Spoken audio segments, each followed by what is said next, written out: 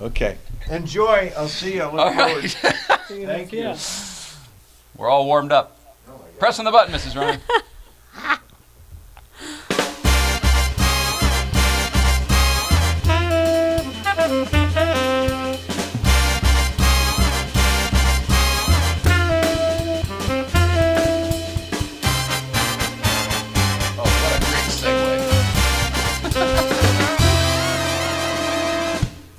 Just realizing what's in my pocket, and I was realizing what a great segue that was.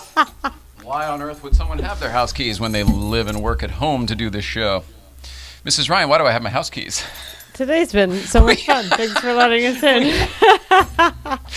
All right. Well, welcome back to the old late night playset, everybody. Good evening. My name is... well, hang on. First of all, we're trying to segue in a new name to the show, and I tried to work it in real, and it was great, except I dropped every other ball I was juggling.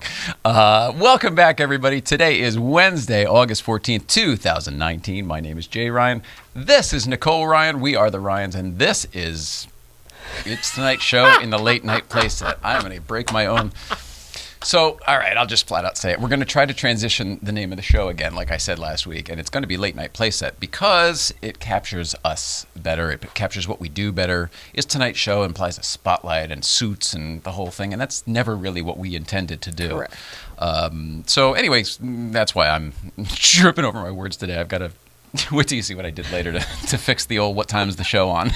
You'll see that during the promo. Anyway, welcome back, everybody. Welcome back, Mrs. Ryan. What's been going on with you? Oh, nothing out of the blue, really, but Really? nothing out of the ordinary, I guess I'd say rather. Okay. I'm just not. My legs stopped working yesterday, so I'm just. That was a weird one.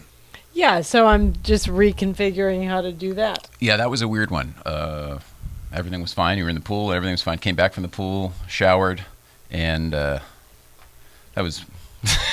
Yeah, it's why like I hips locked complain up or about my something? hair a lot. It's I get so hot being in there washing my hair sometimes I just start to melt down. But it does start with my hips, and then I can't That's get it you back. on the heat, too. You don't need to have it as hot as maybe you have it. I have learned to turn it down. All right. Well, good for you figuring Yeah. that stuff out. We have a lot of stuff in the hellos, and then I've got a lot of videos to play, but I want to do it rather quickly because our guest today, who I have not mentioned yet, is... Would we call you a comedian actor or an actor comedian? Or a writer? How do you want to be billed?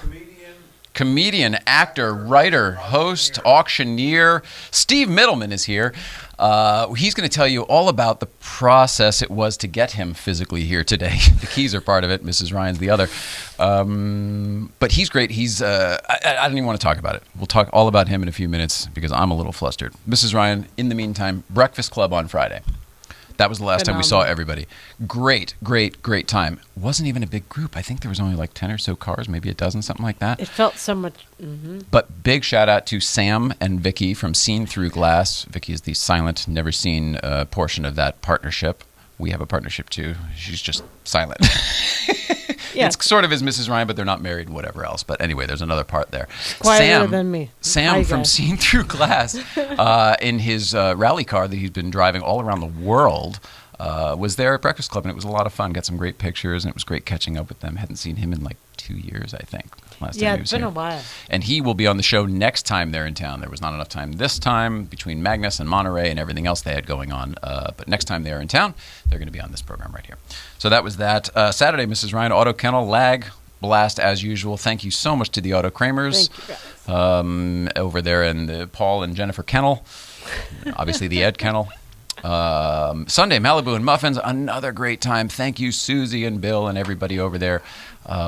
Gosh, great turnout. A lot of people showed up. It was really cool. Tons of seemingly random people came. Yeah, It was fantastic. Great to see everybody. And also Mark, Platinum Palomino, Platinum Targa. Great to see you, buddy. Let's see, so much stuff. And then yesterday we did not do a show. We were not here. We were supposed to have Brian Volk-Weiss or Weiss. We're not sure still. Volk-Weiss, I believe. Volk-Weiss, okay. He will be here soon. It was just a scheduling thing. He'll be here soon. And that's it. I'm caught up on the announcements, Mrs. Ryan. All right. East Coast feed. Time to check out the East Coast feed. All right. Let's go over here, see what's going on with Danbury Chive. I know they've had a very adventurous weekend. Brooke and the Casman. Roll it out. Mr. and Mrs. Ryan, Brooke, the Casman, looking back there. Coraline, bouncy house? This one's not ours. We don't know who that kid is. Yeah, Coraline. Yeah, I know. It's a thing. I hate all kids except for Coraline. We Goose. We hate kids except for Coraline. Anyway, we love you guys. Just want to send you some random love. We're at the Ridgefield Comic-Con because they're doing that today. We saw Wonder Woman, and Coraline had her Wonder Woman shoes on, which is pretty cool. And you can see Brooke's butt because that's right there. Anyway, there you go. So there's Jonesy running around inside the bouncy house and enjoying the day. Hope you guys are having a wonderful day. Coming to you live from Ridgefield, East Coast Feed. Love you, baby. Love it. I don't know if Yeah. I'd put my phone where Brooke did. That was the only thing that stood out at Brooke, me. we should have some talks about where the phone goes.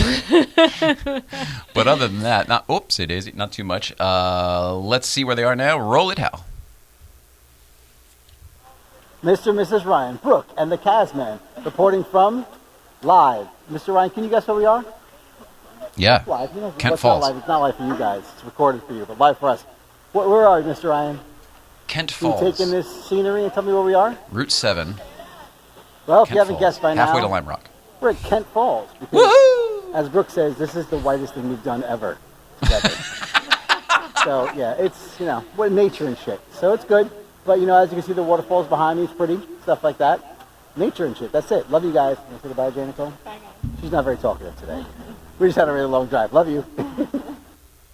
It is a long drive. Halfway to Lime Rock, no joke. Kent Falls. I used to love Kent Falls when I was a kid. My dad used to take me up there. It's just a hiking place. It's beautiful waterfalls. It's very pretty. That's just a park. Very, very pretty. How many hours away? I know it's halfway to Lime Rock. What does that mean? Less than one. I don't know. Okay. Maybe an hour. Maybe an hour. I bet it's less than an hour Great. from where they are in Danbury. Then it's fun. It's probably fun to it's go probably by. a little over an hour from Wilton, where I grew up. Maybe it's not that far, and Connecticut's not that big. So you're talking about the southwestern, the bottom corner, the tip, this part over here, Okay. like right over there, and then about halfway up, and then Lime Rock's in the top. Okay. Thanks Lakeville. for the geography lesson. All right. See where they are now. I think still we're at Kent Falls, and I think we stay there for the rest of the day. But we have multiple check-ins. Roll it, Hal. Part 2. Brooke, how do you like hiking in the country? She's not a big fan because it's a long staircase coming up, and she hates it. At least these people are on the good way. They're on the way back. Much better going downhill. Brooke, how much do you love the hike part? I fucking hate it. I want to go home. She wants to go home. We're not even at the top of the falls. There you go. I wonder if there's food nearby. There's no food here or macaroni. Love you guys. She got to the top of the hike, and she wants some macaroni. I love it. I don't blame you. All right, one more. Roll it out. Mr. and Mrs. Ryan, Brooke, the Casman, East Coast Feed, reporting to you live. I don't know what part this is on our tour, but as you can see behind us, the top of Kent Falls. So, again, nature and shit. I pulled out the phone, and Brooke was like, another one. Because she's all excited about filming, apparently. Anyway, just want to share some fun nature stuff, because, we usually do weird shit, but this is one of our adventures, right? And you're going to talk to us about Judy Ninja. Judy Ninja. I'll tell you a quick story, real quick. So, Brooke's having a hard time at the last hill because it's really fucking high. And there's a woman, right behind her, really close. It's like a hike. You're hiking up this trail. I don't know if you can see it behind us, but it looks like that. And this woman's, right up her ass. And she's, older. I'm not kidding, older. And I was like, yo, you gotta get her away because, that ninja's behind you. She's like, she looks like a Judy. I'm like, Judy Ninja? That's our story. Sticking to it. Holy All good, cow. Mrs. Cass? All right, love you guys. Judy Ninja. Okay. All right, Mrs. Ryan. This is the last one. We're somewhere else. Roll it, Hal. Mr. and Mrs. Ryan, East Coast Feed, reporting live from Sprinkletown over here. Brooke really wanted ice cream at the end of our hike up the mountain over there in Kent Falls. So we went to El Baccio. How do you say it, babe? Basco. She calls it El Bacios. Let's let you guys be the judge. I'm going to walk out to the sign. El Basco. And you tell me what it says up there. Can you guys see that right there? Oh, Does El it say Baccio? El Baccios, El Bacios, Yeah. I don't know. Either way, we went to get Calls ice it El cream. Basco. We're in Germantown Good Road. chocolate sauce. You know what that is, Mr. Ryan? All the medical stuff around here. That's it. There's a Harley Davidson going by, which is obviously really fucking loud. Anyway, say goodbye to Mr. and Mrs. Ryan, babe. This cost me 75 cents. And that cost her 75 cents apparently to buy sprinkles because the guy didn't know what the fuck you were talking about. Anyway, love you guys. Holy cat! Whoops, daisy. That was the wrong way to do that. All I noticed in all that with the sprinkles and stuff, she has a big arm tattoo. Yeah. I don't know that she had that. Is that the tattoo they got when they got tattoos together wherever they were? Oh, maybe. Oh, wow. All right. Well, we love you guys. Thank you so much for sending the feeds. I love the nature Stay out stuff. there, do stuff. I know, me too. It's very funny. Fish out of water. It's big-time city mouse in the country. Mrs. Ryan, that's Yes, all I sir. have. It's time to ask the question that's on everyone's mind. What's going on, Mrs. Ryan? Mr. McFeely is getting a regional Emmy. Ah, outstanding. Yeah. Tell me what you know about Mr. McFeely. His name's David Newell's the real guy. He's in the PR department. We're talking about Mr. Rogers' Neighborhood, correct? Mr. Yes, McFeely from Mr. Rogers, McFeely Speedy from- Delivery. Speedy Delivery from Mr. Rogers' Neighborhood. He does PR for them. He's almost 80. This David guy, and he's getting a regional Emmy this year because he still goes out and he's like, his whole thing is like, Mr. Rogers tackled some tough stuff in a really good way, but he wants to continue that. Very much so. He played Mr. McFeely. Do you know that Mr. Rogers' middle name is McFeely, and that's where he's named from? Fred forgot that McFeely one. Rogers? I didn't I think put it might that be a maiden together. name or something. Yeah, something. Isn't that neat? That's really cool. Yeah. I love Mr. McFeely. I love everything Mr. Rogers. Yeah. I'm super excited to hear about He was the Emmy prop stuff. guy back in the day and everything. I mean, he was always all of those. Everybody had multiple jobs. Everyone It was a did PBS. different It was things. PBS. Yeah, it was just a little studio they all went to every day to go make and create. Yeah. And they did a good job. I'm Yeah. super glad to Love hear it. that that's still happening. Big time. Pumpkin spice lattes are earlier and earlier every year. I used to love them. There are Halloween decorations at the store, just so you know. I know you haven't been in the store. It's out. That's Stuff's out. everything's everything all the time, apparently. But if you like pumpkin spice lattes, you can get them starting the end of August this year, supposedly. So Starbucks hasn't really officially said, but everyone knows that it's the end of Is the that month. about right? What is it normally? September? After For Labor Day, harvest? September. Okay. So it's a little Couple weeks early, early. but Dunkin' Donuts is releasing pumpkin spice stuff too. So Of course. go to town, guys. There you go. Okay, there is an Adam Sandler movie that I think is the one where he goes back to school. Is that Billy Madison? Yeah, I mean, probably the first one, I think. Right.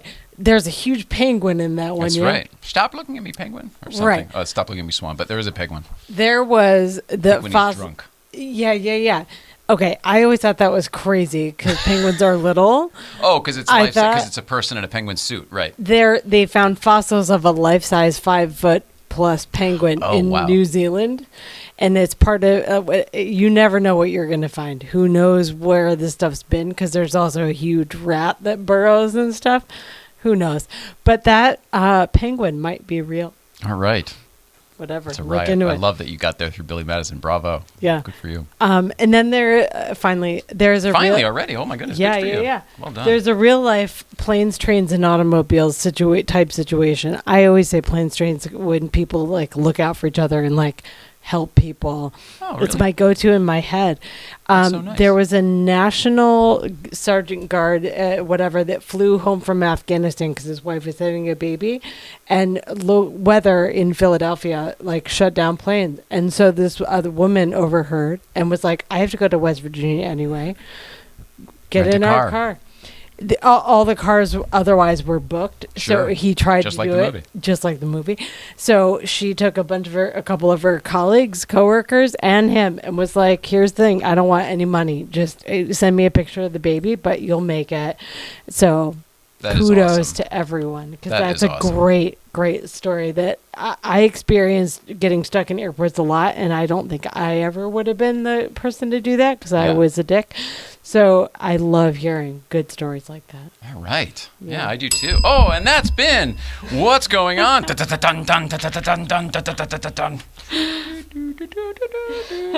Oh, gosh, I zoomed it out, but we can't do that yet, Mrs. Ryan, because there's one more thing. Of course, Yeah. it's time to check in. It's that time. Get my marker out. Yeah. It's time to make an X on the big old Dave Watch Dave calendar. Watch. All right, so here we are. Today is the 14th. I'm going to put an X denoting Dave is not here. However, we do have news, sort of. There has been advancement. I don't want to tell you what it is because I don't want to. It's too soon. But there has been advancement. We are one step closer to getting Dave on this program, and that's all we'll say today. Maybe we'll have more tomorrow, but as of today, we're still looking. We're still trying to get David Letterman on the show. So if anybody has any way of helping us with that, please, by all means, either do it or reach out to us, and we'll start get those wheels in motion. Yes, but sir. in the meantime, let's see. It's only been a couple weeks, and we're further than I thought we'd It's pretty be exciting already. So it is pretty exciting. Pretty exciting, guys. Pretty exciting. Mrs. Ryan, that's all I have. That's it. That's all I have. Okay. So we've got a guest coming in here in a few minutes, and instead of me blathering and telling you about it, I'm going to play a clip that's going to show you quite a bit of what he is, what he's been up to throughout his career, and then he's going to be sitting in that chair right there when we get back. More to come right after this, Mrs. Ryan. Steve Mittleman will be in here. Awesome. Watch this video in the meantime. More to come right after this. Ladies and gentlemen, sit back if you can and welcome a very hip guy, Steve Mittleman. I have tremendous peripheral vision. Ooh, the man behind me is buttering his corn. MIDI is what we call them. Please welcome Steve Mittleman. Woo! Steve Mittleman. Oh, bathroom. Oh, bathroom. Steve Mittleman!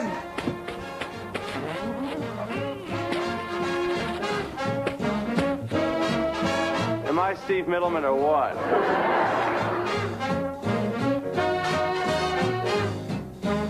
I know what you're thinking. Why did this guy go into comedy? That face. That cuckoo face. You have a good face, I guess?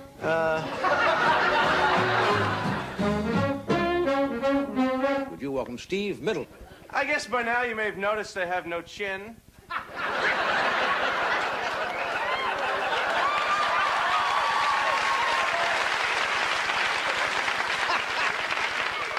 Hey, I don't need one.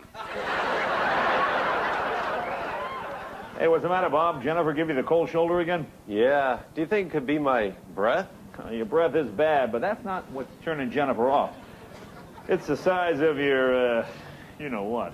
My chin? That's why I use Just for Chins. Simply apply once a day, then watch your jaw grow to manly proportions in just 3 weeks. I guess Just for Chins really worked, huh? Yeah, but next time I'll remember to wear a glove. But I have a very powerful nose. There's a little something you should know. I know, he's got a big nose, right? Man, whatever you do, don't stare. And you feel yourself not staring. Then you think it's obvious I'm not staring. So you look, and you think, I'm staring. So you say, this is ridiculous, and you take a good look. And you think, I'm looking at a man who, when he washes his face, loses the bar of soap. Thanks, guys. Okay. Don't say we didn't warn you. When the light hits you a certain way, I swear you're him. You're my Uncle Lenny.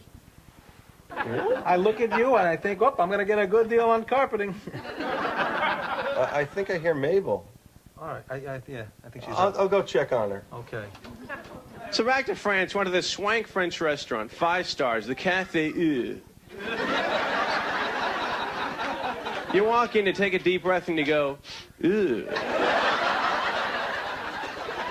So I called the waiter over, my best French, and said, hey, Garson. Delightful guy. It's Garson. Okay, Garson. He gave me that French Elvis lip. Merci, mama. Say you have a client in Hong Kong. Try Camden. Okay, great. Camden, New Jersey. Your client types something out on the machine. Clients don't got no machines. Well, this will be for the ones who do. Hey, boss. How'd it go last night? Who's he? I'm your Polyfax representative. Are you prepared for the communications breakthrough of the 21st century? Yes, but now I'm a transsexual nanny. A transsexual? That's right. I was a woman trapped in the body of a civil servant. No. Well, why not? Because you told me to save a little money. I know what you're thinking. What turns the big guy on?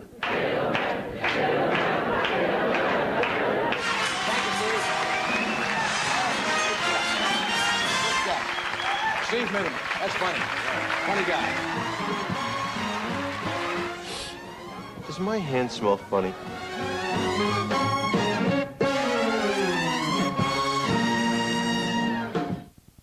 Oh, okay. Yeah, we start the whole thing. No, not that. No, not that part.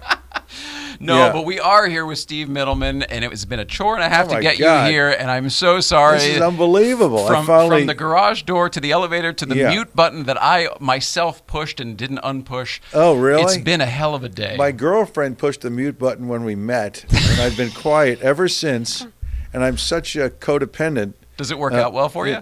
For her, not for me.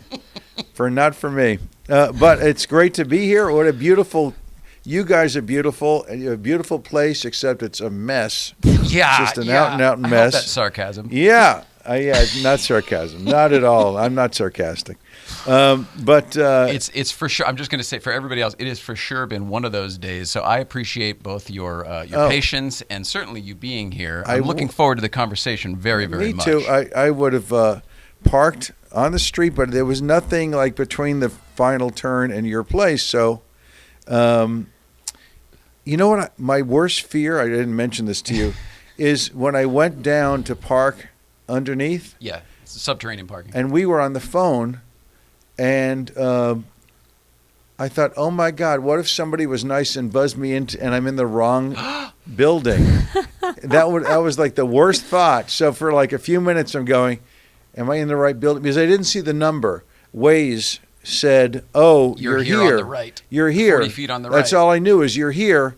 And I went down to the 45-degree angle, and I went, oh my God, what if somebody was just nice and buzzed me in? That would be the funniest. And that would have been. And she goes down to meet you at a different building. And I thought that. And then I went, oh, and you don't have your phone with you, and my number's in the computer, on an email, and it bingo. Was a nightmare. It was a nightmare. I'm so happy it worked out. So Waze. This is what happens to a comedian. Classically, I hate to say cliche, but true story. Waze, I had this British character giving me my directions, Thomas. Can you choose on the Waze? Yes, he has like 30 different characters. Very nice. And he says, make a left turn, make a right turn, and it's always pompous, like on Ventura Boulevard. That's how Thomas the character is. So I run to a gig. I'm following all these directions, doing country club, cliche, another cliche, comedian doing country club. And is this close enough? Yeah, sure.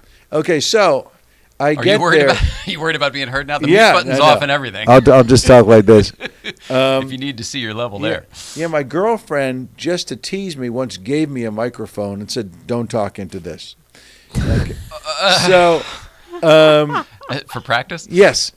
But I do have a mic and a mic stand. Nah, she wasn't. But my wife at one time was a stand-up. Can we talk about that? Yeah. Is there anybody we would know? Oh, yeah. Really? Yeah, we'll talk. So we're here. What are we doing here? I know. This looks so familiar. Anyway, so Waze, Thomas the character, I run to this country club, and I say hello to the people and I have to go to the bathroom. The last 20 minutes, half hour, I'm driving to this gig, right? And make a left turn, make a right turn, make a left turn. Get on the 101, get on the...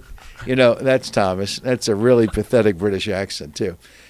So I get there. I say hello to the people that hired me for the gig. I run to the bathroom that I'm dying to go to.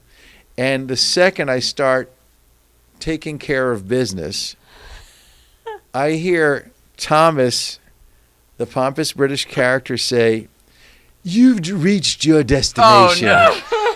Perfect timing for Thomas of Waze. You couldn't get better, and then, of course, it becomes a story to tell here. So isn't that great? Wow, that is a talk show story. Perfect. Holy cow. Drives you all the way to the John. Yeah. Is Thomas the name you... No, that's the actual name you can choose. I was thinking how neat that in Thomas. L.A. that Thomas is your guide. Oh, yeah. Growing up yeah. as a PA Yeah. in Los Angeles, you used the Thomas Guide Thomas to get Guide around. is So it's everything. kinda I've neat. done some British TV shows just like this, just like yours. Not in Graham somebody's- Norton or not.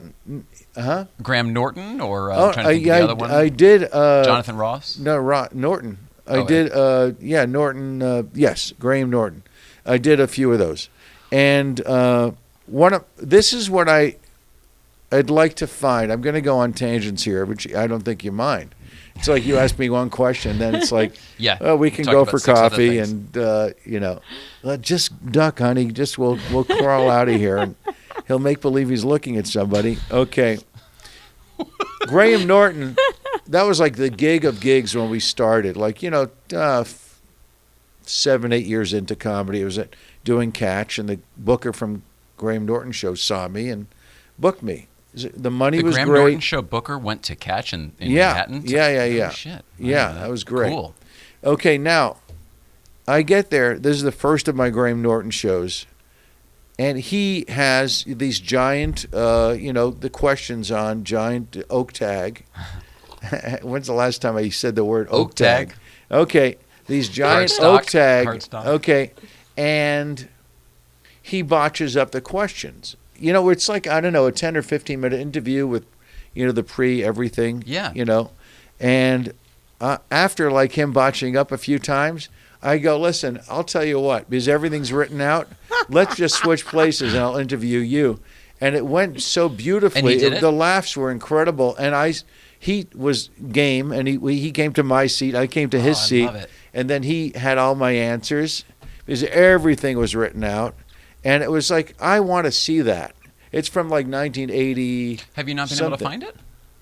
I didn't try that hard. Okay. But I mean, I it's want not to on see the it. YouTube? No, it's not. I looked. Okay. That's for sure. All right. It was the Thames. It was the Thames Network. I think Thomas worked there before working for Waze. Right. Before he got a job. Voiceovering for what Waze. a great well, time. let's talk about, if you don't mind, because Always. obviously I am a student of all things Oh, talk show, this is classic so and otherwise. Freaking great. You have been a performer on almost every talk show that I grew up did watching. like 100 shows, I bet. Multiple Yeah. Carsons, certainly Yeah. Letterman. I Johnny. remember Joan Rivers. Yeah. Did a few of Who am I those. thinking of? David Brenner. Yes, I did a and then few there of was the those. guy there I just asked you that I Oh, didn't Will recognize. Schreiner. Will Schreiner. Will which Schreiner, was a daytime yeah. show, I think. Yep. Yeah. I did a lot of shows. Where do we start with that? Because I- I want to hear anything, Carson. I want to hear anything. Well, I'll Letterman, tell you anything. something that I close my act with sometimes about Carson. Okay. It was everybody's dream. Everybody from the get-go was to get on Carson, And the first of our kind of group was this guy, David Say, if you know him. Carson walked into Catch. He was on vacation in New York, and he saw David, loved him, said, "You're booked." And what a miracle! And so he was the Doesn't first happen guy out anymore, of the right? chute. He was started maybe 2 or 3 years before us. We were like, this was like a comedy renaissance time. This is like, I started end of '76. Oh, wow. So, and this was probably Carson got in there, I don't know, maybe you saw him in '77, '78, but everybody wanted to be on Carson. That was the goal and the dream, and et cetera, et cetera. Yeah. So, made your career, right? More or less. Could make your career. Could, yes. Yeah, a big time. He launched a lot of people. See, that's the difference between Jay and David time. Jay didn't launch anybody, which is my beef with Jay. What's your beef?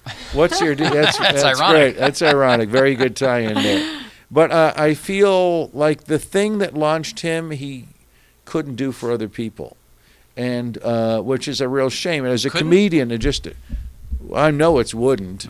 The only one he launched was Hugh Grant, who didn't need it. And that was the beginning of the tipping scales. Yeah. That was that. No, listen, the guy, God bless him, he's a brilliant comic, Jay.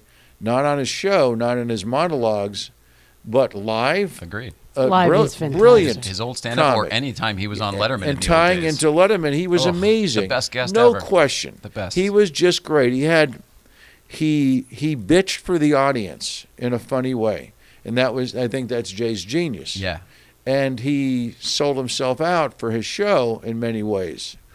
Now, I mean, I did a show, I did a sketch on a show. Say, there was quite and a it was bit a of- nice experience. Quite a bit of material with you and Jay on that clip reel we just Yeah, watched. it's fun, yeah. But basically, you get the vibe. He's looking at his watch going next rather than not enjoying the moment at all. When you say you get the vibe, I think it's kind of literal. You can almost watch that happen. Maybe, yeah. But he would. The thing with his monologues is he would step on his punchline, on his laughs, which is ironic, which he would never do live. So this is a comic speaking. My thought. I appreciate it though. I love this because I can see it Yeah. as a viewer who knows all the working pieces. My thought on Conan, who had seen live interview Bob Newhart recently, and he was brilliant and really funny and really, really witty in the moment with him. Great. It was, I think it was the 50th anniversary of the Bob Newhart show, the big, the therapist Bob Newhart show. The Bob Newhart show, Yeah. not Newhart, Yeah. the Vermont But Conan innkeeper show. Yes. Which I did one. I did one. I You were on that show? I did a guest With Larry thing. and Daryl and Daryl? Yeah, I did, and I got Tom cut. Poston I got cut out. I got cut out. But I have a story about Tom Poston on that show. Okay, so everything's going to go into other stories, but Conan, I didn't love Conan because Conan, and I'll get to David, and I'll get to Jay, and I'll get to Carson. I'll circle back. I'll take it all. You take your time. But Conan, his fatal flaw as a comedian, and listen, I'm not in their shoes. I'm not in Jay's shoes with new stuff every night. I'm not in Conan's shoes with new stuff every night. But Conan would overmug. And it would kill as a comedian. Nobody in the history of comedy overmugged the way Conan overmugged. Conan wasn't a trained comedian. He would overmug. You know, that was my first job in the business, was working on Conan. No. At NBC. No. Yeah. Not. I did. Yeah. Anyway, so no. Not because I was a fan. I have the same things you. My argument was they gave a writer a host's job, and he was writing on the fly all the time, and it was always beat the joke, and I had a real hard time with that because you're supposed to have it by the time we see it. Yes. Did you see the Late Show, the recent one with the movie with the female talk show host? No, not yet. Mindy. Late night, I think, and I haven't seen it yet. Yeah. She was Heard good great. things. They kind of took stuff from David in that really? movie. Yeah, Oh. I won't. I look forward to it. I won't give will see anything it. away, but there's definitely things that they gave. We're not that they theater goers, definitely but the lifted. moment that screener gets here, we'll check it out. Yeah, they definitely lifted stuff from Letterman. So, Tom Postman. Oh, you want Tom? Yeah. Okay, we'll do that. I was going to go in another direction. Well, do whatever you want, but I love all those guys. When I did the Newhart show,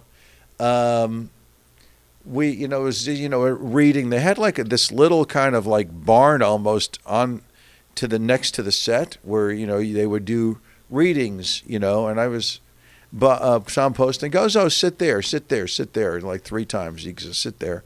And, so I Where sit did they there. do that show? I don't know anything. I forget what studio. It's okay, but here in town, it's a blur. somewhere. Yeah, Sure. It's here. Yeah, and so I sit down and I'm going over my script. I was only in one scene with a few lines, but I was kind of a cameo guy. I would go in, get really good laughs, and that was my moment in the show. I didn't have many. Was that a shows. scene stealer kind of a? I hope that kind of a role. I hope. That was the goal. Anyway, so of course I'm sitting there, I'm reading the script, I'm talking to people, I'm leading people, and of course Bob comes in and he's like, I can't imitate Bob Newhart, but he's like, he goes, he looks around, he goes, you're in my seat, Some Tom Poston totally set me up to get, but he was nice to me. But he would do before the taping. Bob Newhart did his own warm up. He did like a 15-minute stand-up thing for the studio audience, which is incredible. That's incredible. That doesn't usually happen. For 1 year, I did. Carol Burnett had a show after the Carol Burnett show called Carol and Company on NBC. I remember this. And my friend was a warm-up on the was a writer on the show, Billy Reback, funny guy, and he got me, and also I guess I got me because I had some credits. the warm-up. I was the warm-up on the show for a season. And maybe more than for a the season. Carol and Friends show. Carol and Company, Carol and Company, Carol and Company. Carol and Company, she would do her, take questions from the audience. Yes. She would do like a 15-minute Q&A with the audience. And then she'd introduce me. She'd be killing for 15 minutes. Wow. And she'd go, now we have a really funny comedian. And So Carol Burnett he's used a to great open for guy. you. She opened That's for me. amazing. That's every crazy. time. And For a then year. for like 20-something shows or 30 shows. It was the greatest gig. And then I totally fit the, the demographics for the show. And, it was fun. I met a lot of lovely people there. And okay, now back to David Say did the show a few times, Carson. Yes. But it was everybody's goal, to be, have Jim McCauley see you and book you on the show. Happened more out here, though, right? Out here. Oh, in yeah. Los But he Angeles? would go to everywhere, New York and Boston. He saw, in fact, I think it was somebody else saw Stephen Wright in Boston. I forget who it was, one of the producers. And just gobbled him up and said, "Oh, you got the show." And McCauley didn't even see him. I don't think it was wow. McCauley there. Yeah, it was Stephen Wright. You'll have to double check. Stephen Wright's awfully brilliant. Stands on his own 2 feet. I will go on a Stephen Wright tangent here. I'm a huge fan. Okay. Huge fan. Okay, I love him. Great, a nice guy. And I bumped into him in a restaurant, and it was like we hit it off. It was a Beverly Hills-y kind of restaurant, and. He gives me his number, whatever. A friend of mine was having a birthday celebration in Vegas. We drove to Vegas. He put everybody up for a few nights. And Stephen Wright was there at the, I don't know, wherever, Rio or something. Okay, now I call him up. He gives me 5 comps for the 5 of us. Now, I had seen, everything goes into another tangent, but Seinfeld and Mark Schiff and I went to Vegas and once saw, in his heyday, Rodney. Oh. We all loved Rodney. Loved Rodney. Everybody in New York. He treated the comics well. He was very respectful. Everybody loved Rodney. At this age, it's Rodney, right? Rodney, yeah. And so we'll get to Rodney and go back to Stephen Wright.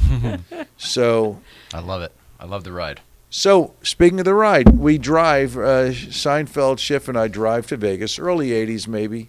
I'm not in L.A. yet. They're moved to L.A. And we said, let's go to, we're all old friends. And we said, let's go to Vegas. And like spontaneous, we go to Vegas. And we go, oh my God, Rodney's here. And we pull over, just like that. Because you saw the sign? Yeah, we just saw it on the marquee. It was maybe at the Sahara or something. The Safari. Sands. The Safari. Yeah, the Safari Casino. You imagine what that would look like. Okay, so we go in and we go to the lady, the ticket lady. We go, oh, we're comics. We're friends of Rodney. Go, sit in the back. It's great. We sit in the back. We watch the show. Rodney, who is genius one-liners, genius, brilliant at what he did. After 30 minutes he has to do like an hour, let's say, you are going, I don't care how brilliant the jokes are. I know you don't get respect. And we love the guy. You want to give him every break in the world. And that was that. It's like he hit a wall. Okay, so what year, around when was this? In the early 80s, let's say. Oh, wow, okay. Yeah, when LA had much more smog, actually. That's the time. So I remember that from Carson, by the way. They did the Dragnet sketch. This is the city. Yeah. Brilliant. Yeah. With Jack Webb. The clapper. Yeah, exactly. The copper clapper. Copper clapper. Yeah. So what happens this is like being out of the closet for me. You have no idea being able to talk about this stuff with people. I love it. I admire your seat. And your seat. So it's interesting, just to wrap up the Rodney story. Rodney walks out. He sees us. He goes, hey, my road manager just left. You can have his room. So now we had his room, his road manager's room. Later that night, we saw, I'm pretty sure it was that night, we saw Freddie Roman open up for Cher. So we saw Freddie Roman and Cher. That was just like, hey, let's go to Vegas. Bingo, that night. Bonus. We see the Rodney show. And the next night we see David Brenner and Ben Vereen, co-headlining. The last show we saw was Steve Martin. Good grief. And I had seen Steve Martin before that in the 70s in Miami at the High Life on, what do they call it? Where they play High Life and compete in High Life? Fontan or Futon? I don't know. Fountain We had Blue? one in Whatever. Connecticut, Yeah, there's a amazingly. name for wherever The they arena. compete. Yeah. And so I'd seen him before, and it was amazing. And it was the reason he quit comedy was he felt like it's just like people screaming. You know what I mean? It was like the Beatles, and I just saw Paul at down Dodger Stadium. That was really great. Paul McCartney. Oh yeah, Sir. Great. Sir Couldn't Paul miss McCartney. Sir Paul. Oh, he was great. Yeah, nice. Ran into my buddy Paul. Yeah. Nice, just great energy too. And so Rodney couldn't keep an hour of stand-up, even brilliant stand-up. I'm probably this, I don't. But Was he hitting a wall or was it a chemical wall at that? no. After a while, you go, I get it. You don't get no respect. Yeah. And suddenly I gave him less respect. But I'd seen him in the clubs in the New York 100, 200 times, whatever, because he always was breaking his material for his next Tonight Show material, So, and now Stephen Wright, back to that, who is an unbelievable amount of one-liners. He had to do like 80 minutes. He, unlike Rodney, I was blown away, and I told him this afterwards. I said, and he does do a few kind of longer pieces, right? He does a few longer pieces. I really can only think of the one-liners. Yeah, but he held my interest totally and my four Really? friends for the 9 or 80 minutes or whatever it was, which is not easy to do, considering considering what he's doing. It's just amazing. It's amazing. So, And anyway, I don't know. We're back. Okay, back to other the Tonight Show and people trying to get on the Tonight Show. Sure. Because that was The Carson everybody's Tonight goal. Show. Everybody wanted to go there and be launched, and that was it. Now, along the way, I would audition for the Tonight Show. I got. I won the Laugh Off on Showtime, the big Laugh Off. I wanted to play that, but it's too long. It's like Yeah, 10 minutes. You can do a little bit of it or stick it in. I don't know. But you're going to tell why that was such a significant thing, right? Well, for me, it launched me because it was like explosive. The laughs were great, and I have it on YouTube if you want to see it. Definitely. Steve Mittleman, big Laugh Off. Also, I don't look like me from way back when at all, and I'm a different character on stage, and I've made a lot of changes, evolved. Okay. We'll call it that. And Rodney, brilliantly, to his credit, Rodney was great on TV in 5, 7, 10-minute increments. Well, that's how those little blasts work. Yes. Oh, brilliant. In fact, there's a story about Jack Benny, is my favorite comedian of all time, meeting Rodney backstage on the Tonight Show. They were on the same show? No, I think Rodney or Jack. Just there? Jack Benny happened to be there for something else. Sure. And Jack Benny says about his character, he says, listen, I have the vanity and the cheap and the whole thing and the age thing. He said, but what you do, Rodney, at the time is that you it's universal. Everybody feels in life disrespected. Everybody feels disrespected in some... at some point. Yeah, at some point. way. That's how I felt in your garage. I'm kidding. Yeah, no shit. I don't blame you. Sorry So about kidding. that. So kidding. So I kidding. You didn't get stuck in the I was just elevator going like for I the did. joke. It was just for the joke. Seriously. Good job. That's not my style. Anyway, but isn't that a nice compliment? He said, "You're the greatest comedic character of all time." Yeah, it's amazing. That's pretty good. What I have on stage, I don't even know anymore. But what I had, in the old Laugh Off days, was I had an absolute vulnerability, which I think people love. Yeah.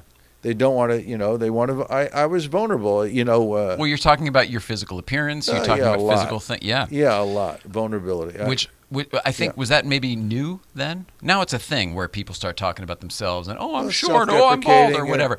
Yeah, we're working our way into it. But I mean, back then, was that a thing always? Depends were on you the inspired person. from someone else where you decided I'm going to start talking about what I consider my shortcomings? The people that I loved when I started were Woody. Woody Harrelson, of course, everybody knows, right? Yeah. No, Woody Allen, probably. Woody right? Allen, and I got to work with him for about 9 days on Radio Days. Radio Days is the only one I ever saw in the theater. Oh, really? Yeah, I was a kid, obviously. Wow. And it looked like a kid's movie. I'm visually in it. I had lots of nice lines, but they got cut out. They got reshot, and then they got cut out again. And now I'm in it visually, but you don't understand. I'm one of the radio people. So I played Herbie Hansen, who was a radio character. That is another piece of tape I would love to see. He never shows it to anybody anywhere. Outtakes or the actual radio days? Just the footage. Woody doesn't do it. Stuff that didn't make it in the film, though. Yeah, right. Although he probably reviews stuff with editors. I mean, they've seen it. Sure. I didn't get to see it. Right. But is there a DVD or anything of Radio Days with a no? director's There's too cut many outtakes. No. I actually either called or wrote Jack Rollins, one of Woody's managers. He was Woody's manager too? Jack he was Letterman's Rollins. manager back in the days, and no. producer of the original show. Yeah. Oh. So he was one of the he was, lived to 100, and I knew him. Everybody knew him from New York as a character, and cigar smoking. But he had big people, right? I didn't realize Woody. Nichols That's huge. and May. Yeah, Nichols. That was Kathy Ladman who was telling us about it. Okay. Dickcavett, and I think huge. Robert Klein, and huge. So everyone back in the day, the big ones. Yeah, everybody. Holy smokes. Big ones. So, but and he was a fan of mine, which is very nice. But wonderful. Never to manage, but he was a fan. Okay. And he would. So I wrote him. I'm pretty sure wrote him. I said, Jack, I'd really love to see this this material that I taped for Woody, and he said, he doesn't release it. He doesn't release it. That was the end of that. Wow. And I wrote a script. My first screenplay, I wrote based on what is behind you right now, and Casablanca. I wrote. What was Woody's movie with Played Against Sam. Played Against Sam. That's what Blanking this on is that. from, right? I wrote a spoof of that in a romantic comedy that and everything ties in because I was in a relationship with Kathy Ladman for 3 years. Wait, is that the person? Is that the name? What was that? The ex-wife? No, so there's somebody else. Somebody else. Kathy yes. Ladman's been here, and she's the one who told me. Yeah, okay, all right. She told you. Coming around about Jack Rollins. Oh, we had a conversation about Jack Rollins, the only other person I've ever talked to about, and she's the one who said there was a bunch of other famous people I didn't realize. Yeah. Oh, yeah. So, point is, I wrote this screenplay about my relationship with Kathy. Is my first screenplay, and Woody. So I sent it to Jack to send to Woody. He said, he doesn't really do other people's stuff, although he did a couple. He did The Front, which I had just seen a second time recently, which is a brilliant screenplay. And movie. The Front is about the McCarthy era and all that stuff. That's around again. Then I would love to see that. Well, I saw it on AMC or something. I just watched the one with Clooney the other day too, of Edward R. Murrow with the Good Night, Good Luck. Yes, same thing. And then we just watched recently I always want to say Shawshank. What is it? It's Jim Carrey. And The Majestic. Which is also The Majestic. Yeah. Holy shit, it's so man. Good. Please Yeah. do it for the same reason. It's old Same Hollywood. idea. And, I love it. And he's maybe maybe getting away from the McCarthyism, and then certainly we go even into the hearings at the end. It's impressive. Wow. I wanted to tell you that I have never even seen Play It Again, Sam, and I'm not even a big Woody Allen fan, but I am a big fan of Sorkin's Studio 60, and this was in the Matthew Perry character, who was the head writer of the show, sort of the Lorne Michaels type character. He was in his office on that show, so that's why I Aaron like it. Sorkin's show. I've never seen it. Watch that too. It was only one season. Oh, sort of turned into The Newsroom on HBO. I saw a screening of Molly's Game, and he was at the screening and did a whole Q&A. Was it good? I heard good things, but I never saw it. I liked it overall. Let's get into the tidbits you didn't like. Though. Yeah, no, I no, liked it's all right. It's okay. No, actually, there were maybe 3 scenes where I thought he fell in love because he was the writer and director, and this was obviously a final cut, the screening, that he fell in love with his own writing in 3 scenes. And it was with... this happens, by the way, with him. Any writer, I guess. Yeah, but a brilliant writer, no doubt. But 3 scenes, all with the same person, her lawyer, whereas this is very verbose and it's a little too much. Yeah. That was what I thought. For whatever it's worth. Well, Sorkin aside, I want to get back to talk shows for a second. Yes. Can I play a clip from the guy who used to sit at this desk talking about you? Yes. All right. This is David Letterman. And it's David Letterman telling a story. Roll it out. Listen to me. Here's something that happened last week. Remember we had Sally Field on the program? Yeah. What a delightful woman, by the way. An Academy Award winner, double Academy Award winner, and an Academy Award nomination for her role as Mary Todd Lincoln, married to Abraham Lincoln. Yes. And she was on the program, and I said to her, Abe Lincoln used to walk to school every day, 5 miles each way. And she said, yes, I know that. We depict that in the film. And I said, what they don't tell you is that he was always late. I remember that. Thank you very much. Well, that was fun.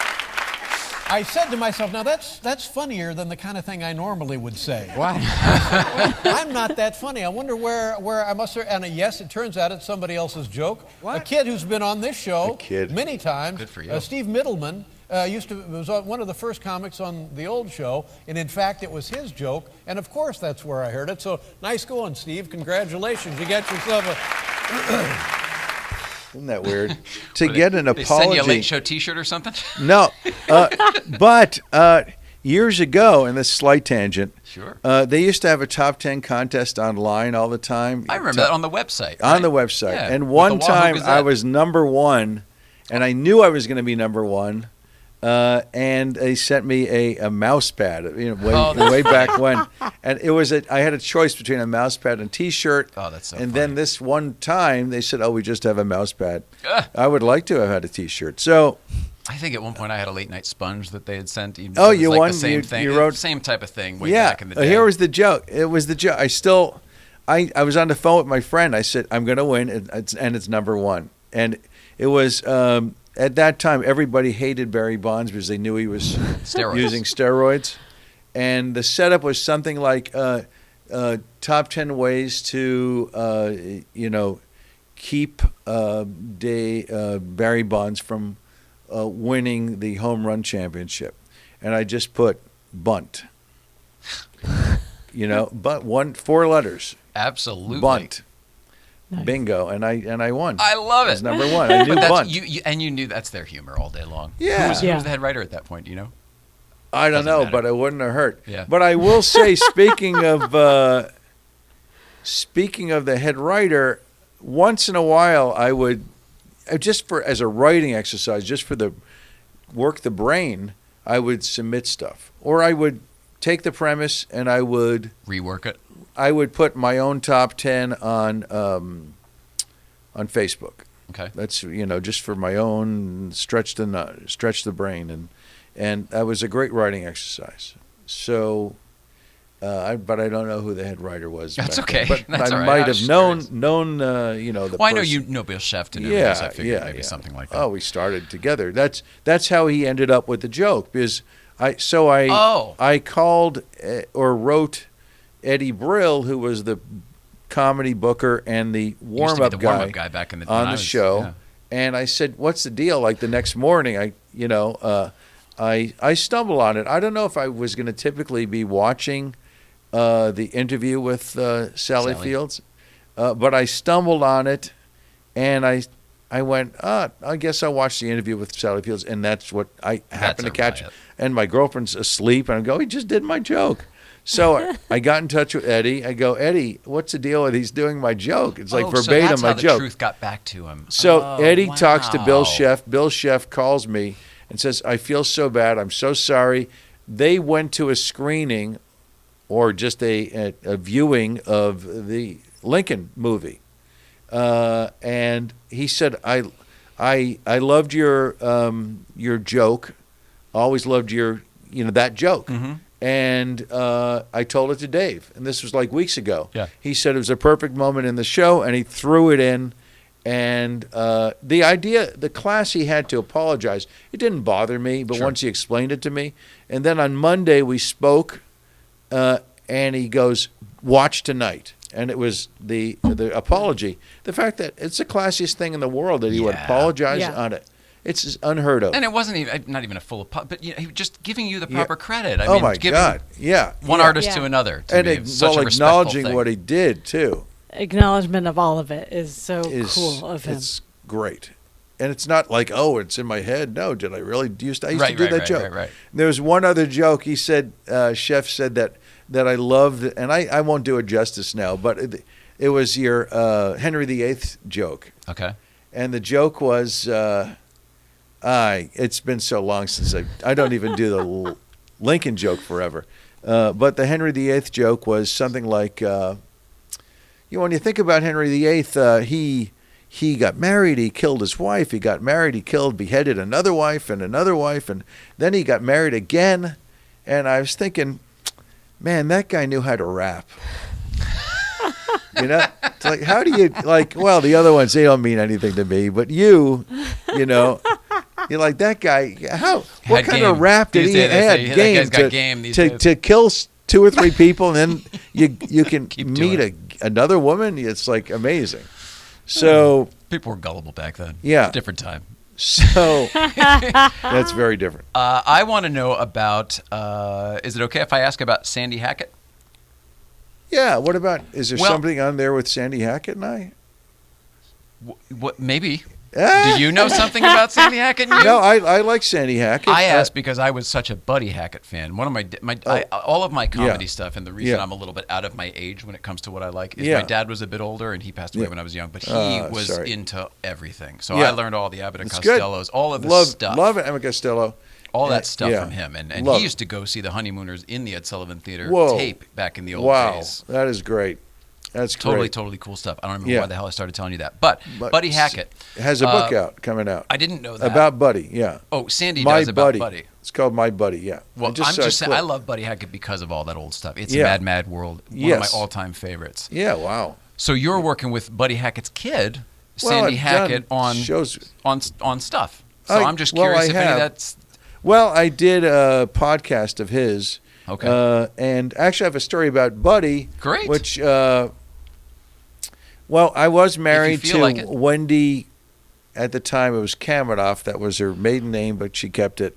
So she's been here too. She has? Wendy? Wendy Hammers now? Yeah, Wendy Hammers. We know Wendy very well. And Garth because of the car community. Oh, yeah. Bingo. So funny. I like Garth. Anyway, and I like Wendy too. So Garth's it didn't at Gooding work and out. Company, I believe. Gooding and Company selling lots of expensive vehicles this weekend up at Monterey. Yeah, that's right. I know about that. There's an auction up there? Yeah, they go a lot. Every year they go. That's such a small world. Anyway, so we have a beautiful son together, and anyway, it's funny. 2 comics that are even in our mediation, we were laughing, and the mediator was laughing. It was like that's amazing. It's kind of odd, but I wish her well. She wishes me well, and so I did a golf gig, like a really fancy schmancy golf. Mountain Gate or like something. A corporate type gig? Yeah. Okay. It was I think it was a charity thing. Sure. And did this golf gig. I did well. Afterwards, Buddy Hackett is just a member of the club. Comes over, we start talking. What year, about when is this? 90s. Okay. In the 90s. So he's alive, but pretty old. I don't know how old he was then, but he was 20 years older than me, or at least. Sure. Okay, at we're talking. You like talking about this kind of stuff? Yeah. God bless you. He and we got into like the science of comedy. I never heard somebody talk about comedy like this in my life. Now, Wendy comes by after maybe he and I talking for like 10 minutes. He has a mental change of direction that I've never seen ever. Like energetically? Like a Sybil moment. Whoa. That's an old reference. No, I get it. But Crazy. he goes. My She mother comes was over. I- She comes over and she's buxomy. And we're talking the science of setup and dryness and character, and he goes, "Oh my God, what a rack!" And like he goes, "Yeah, but it was insulting. It was funny, but it isn't. I did it right because you're laughing, but No, I can it was understand how that would insulting be. to me. It was like, wait, weren't we just talking?" And he goes, "Oh my God, I'd love to get a hand." A hold If you of can those. disengage that easily from where we just were. Oh my God, it was like 10 minutes here. Boom on that. Squirrel. Yeah, yeah, and so that was not a great thing. Well, I love Buddy Hackett. Yeah, despite funny, that story. It's a weird moment, but yeah. Funny, no doubt. No argument there. I knew people who worked with Dom DeLuise's kids. Like, oh yeah, he was great. So that's why I was just like, oh well, is Sandy Hackett anything like Buddy Hackett? I don't know Sandy Hackett's work. I don't know Sandy Hackett as an author or nice a comedian, guy. or I don't know. No, nice guy. Okay, that's. But did you do a project together, or was it just? We did. I just did his podcast. Okay, but, that's nice. Yeah, that was it. And he does. He plays sort of the Joey Bishop in his Rat Pack show. That's what it was. That's what it was. But did he have anything to do with the you and Johnny Carson, that short film? No, okay, that's no. unrelated. But I will. Good thing you mentioned Carson. So along the journey to Carson, I did Letterman, the first Letterman, the early NBC Letterman. Yeah. And how early that was on? Bob Morton was a fan of mine. Bob Morton booked me. Was he segment producer at that time? Yeah, he was a comedy producer. Gosh. Bob Morton Before he was EP. Before he was a realtor. Bob Morton, I know. Bob Morton was he booked me on the Tomorrow Show. He was working on Snyder? Yeah. Yeah. Huge Snyder fan. I did Snyder. Huge fan. And yeah. And anyway, I'm so gonna look that up. I've got to find that tape. I'd like to find that tape too. That would be an interesting. This guy's thing. on it. I need to see that. Yeah, I'd like to see the my Snyder show and my Graham Norton show. So Morty Bob was a fan. Yeah, he was a fan, so he booked me wherever he could. And but along the line to get to Carson, I got to do all these other things, which was fun. It took me like 10 years. So this is what I close with sometimes for the right audience, age range audience. I tell this story. And that is, when I started, Carson was so big, it would be when you do a show, and that back then I did 1 million comedy clubs, and I was very lucky. It's great training, stage time, nothing like it, to do stand-up. And also trying out material, which I still have trouble with 40 years later. Doing new stuff. Yeah, new stuff is, tricky for me. So you would do a set, I would do a show, whether it be in a comedy club, 7-8 shows a week, like Tuesday through Sunday usually, and 2 or 3 shows on a Saturday. It could be like 8 or 9 shows in a week at a comedy club. And after the shows, and normally I would do well, it's very rare I wouldn't have a great show, whatever that sounds like. And I was well respected, and I did well. And people would, after the show, go, "Did you do Johnny?" That's how they would put it. Johnny was the king of late night. That's of course. the bar, right? So they just want to know. That you do Johnny? You talk to the audience. That's how they would all be that down. matters. Yeah, do I pay It's attention not to even you the or not? Tonight Show. It wasn't even called the Tonight Show. Right. Hardly Johnny. ever. You do Johnny? And I go, no, not yet. And they go, "You're Johnny's kind of comedian." That's exactly what I would get all the time. "You do Johnny? No, you're Johnny's kind of comedian." And then I would audition for Macaulay.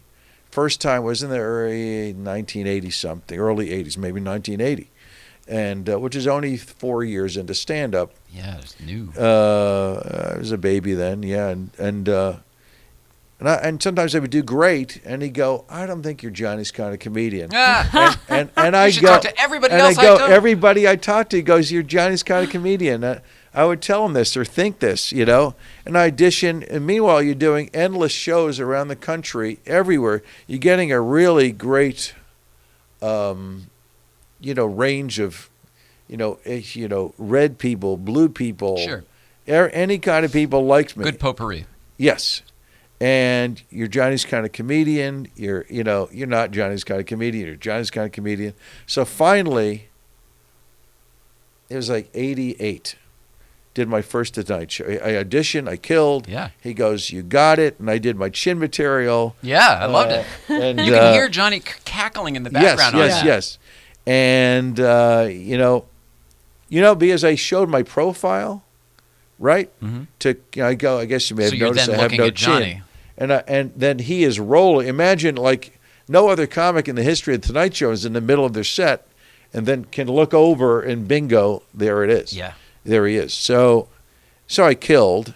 And, of course, now I'm Macaulay's best friend because I'm his protege, because he discovers me, so to speak. Johnny loves it. Johnny loves him because he loves me. And he goes, "Oh, you got to meet Johnny. You got to meet Johnny." So now, I'm hanging out. It's like, I'm going to say, no, I'm not meeting Johnny. What are you, crazy? I don't want to meet Johnny. I got dinner at the smokehouse. Sorry, got to go. Anyway, so...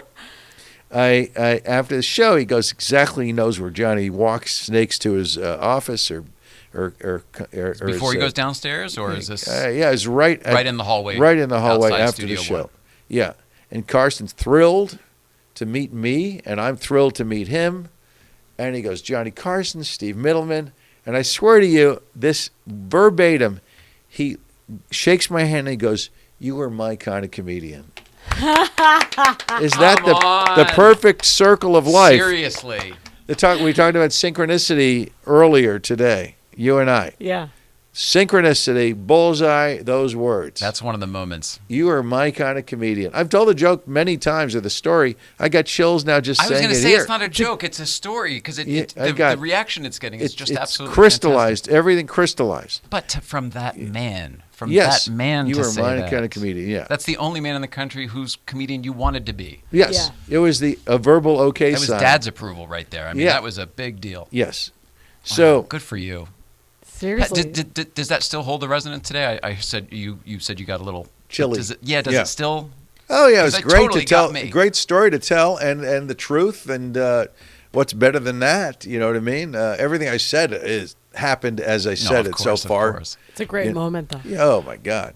We're already totally long, but I want Are to. we? Yeah, we but can there's do stuff a you part have. two. There's We'll things do a that part you have two. you want to talk about, please. and then also. There's stuff I want to talk about. Yeah, for sure.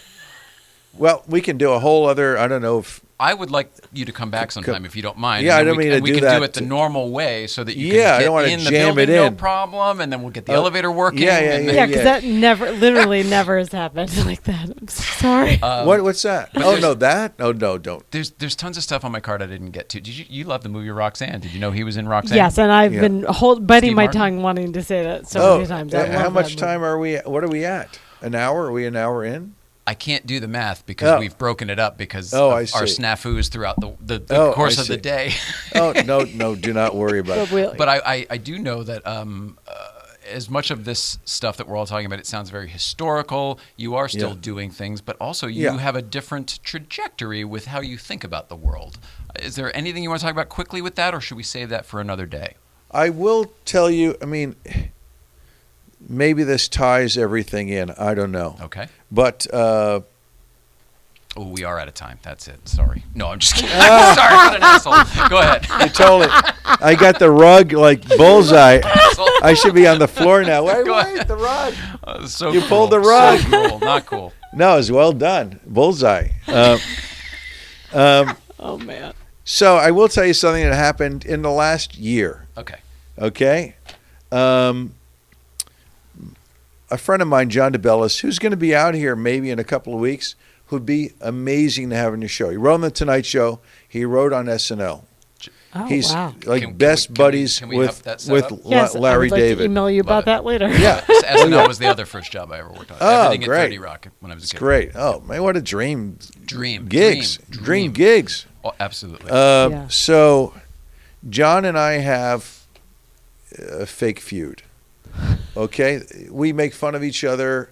We have it's Middleman's fault is his catchphrase, and mine is DeBellis's fault. But it's Middleman's fault really took off among our clique.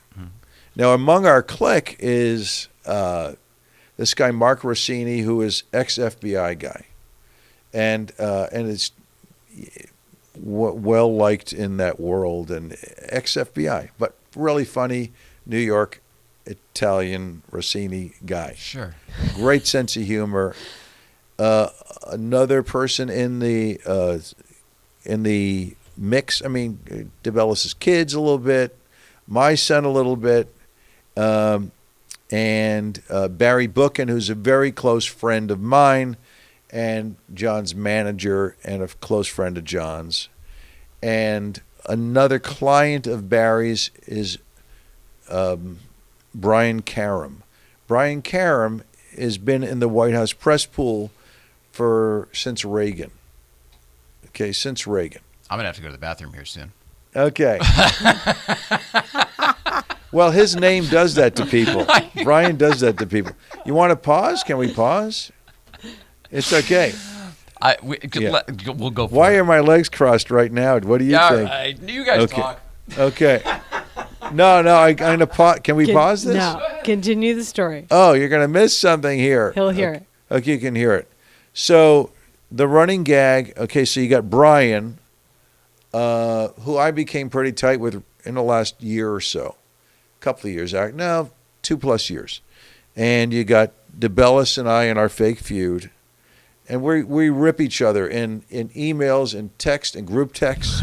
Okay, So we're just publicly. his email, actually his signature, it says best John, and then next to it in brackets, Steve Middleman's mortal enemy.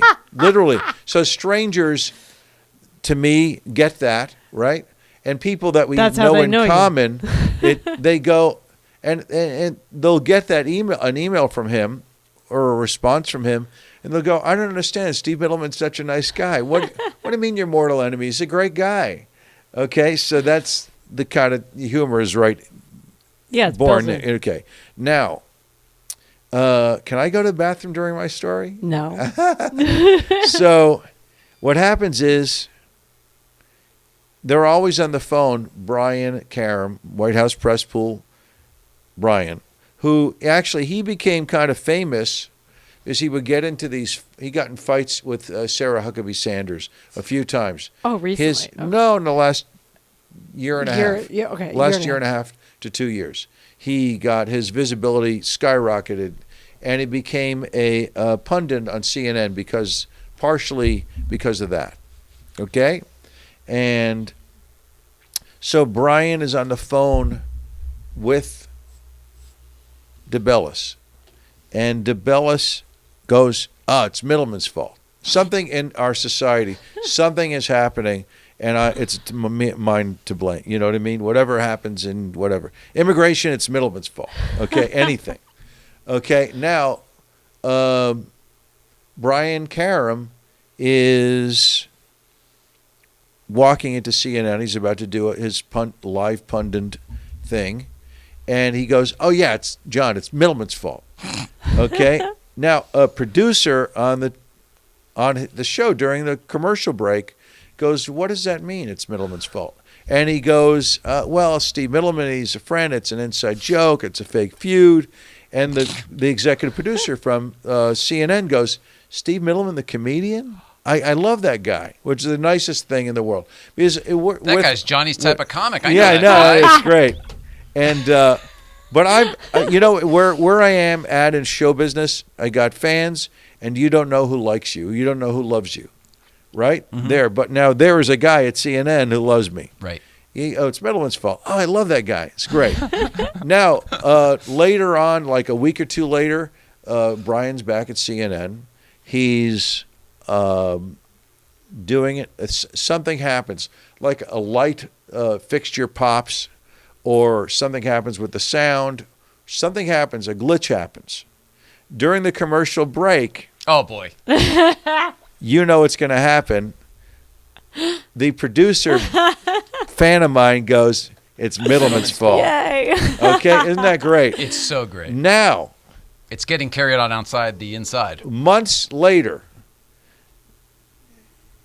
Brian is walking into the White House because of the White House press pool. You know that's on pause, but we're talking 8 months ago, 10 months ago. Yeah.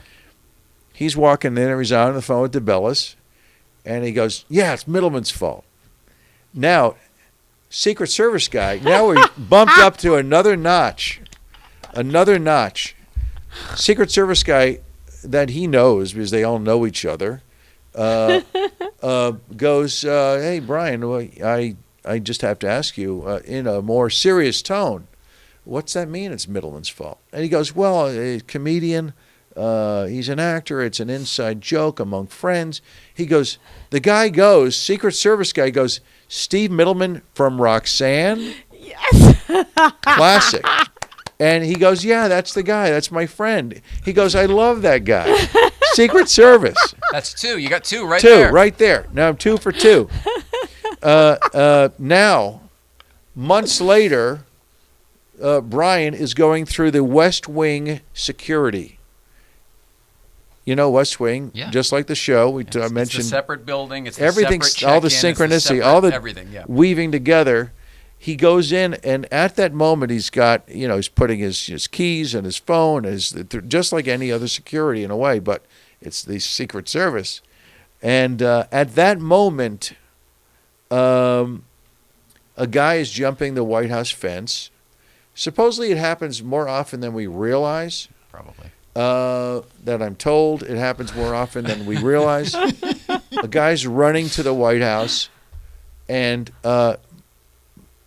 Secret Service guy goes to Brian, "It's Middleman's fault." I mean, it's pretty high in the ranks. Isn't that the perfect synchron? Everything tied into the Secret Service. So I'm now White House vernacular. But that really is right up there with the Johnny Carson. Everything happened. Yeah, that's. But the way it all came around is just like the You're My type of comic. Yeah. I really double, triple checked with Brian, and I said it really did happen like this. Because I'm going to tell everybody. He says, he saw me do it on stage. I did the Wolf Trap in Virginia, beginning of May, and he came to the show, and I told the story. And DeBellis was there, and Brian was there. So you got all corners. They were all there. I said, "There's DeBellis, there's Brian. This really happened, Brian." He goes, "Yes, it did." He told me privately, "Yes, it really happened." The Secret Service goes, "It's Middleman's fault." He actually, the first time he told me the story was at Thanksgiving, last Thanksgiving, at Bookins' house, at Barry Bookins' house. And he said it in a better way. I'm doing the rewrite in front of the of the audience. He said he changed it. He said the Secret Service guy said, "We have a Middleman situation," which is better, much better than it's Middleman's fault. But Middleman's fault. He said no. He didn't say that. He did say it's Middleman's fault. So that's verbatim, right out of Brian's mouth. Brian to me to you. To whoever watches, but it's classic. Are you on the social media at all?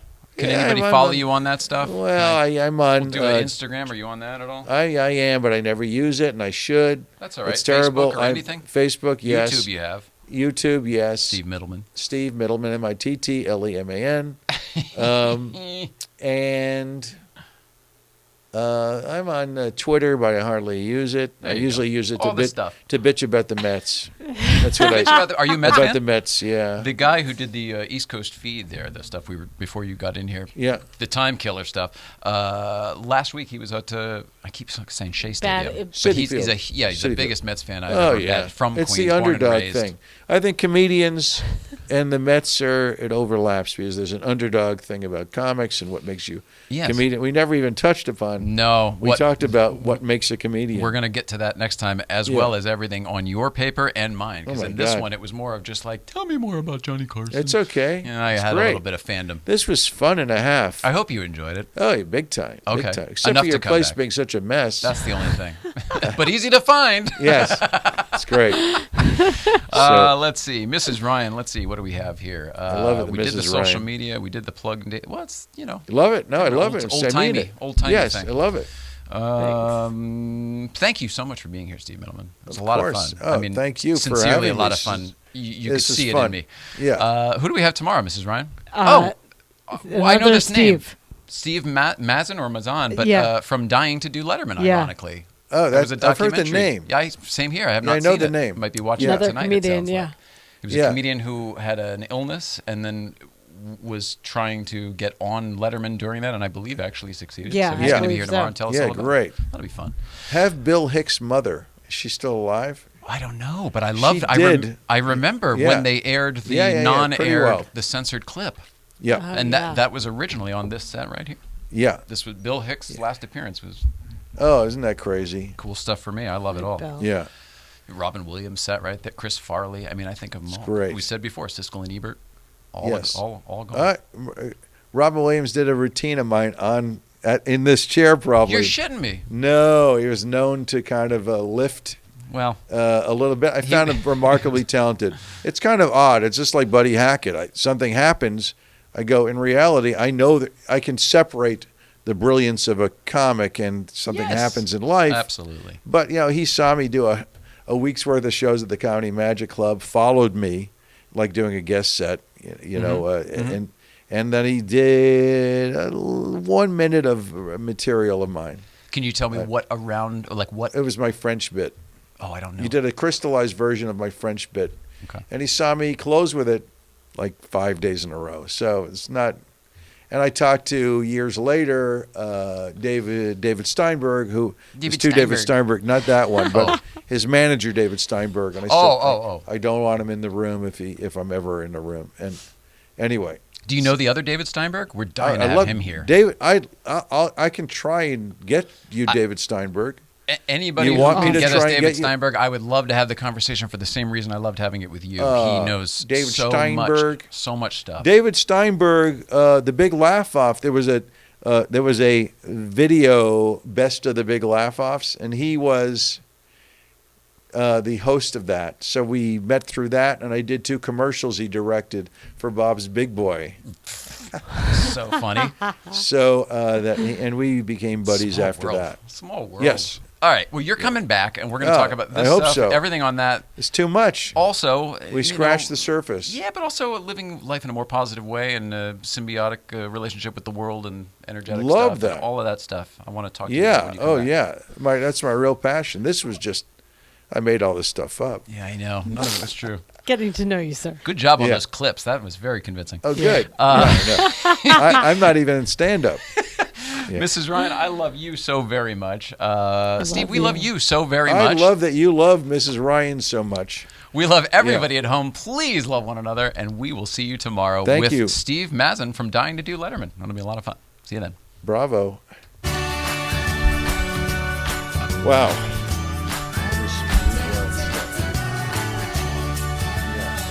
This is so much fun. And how long, what time is it now? It is almost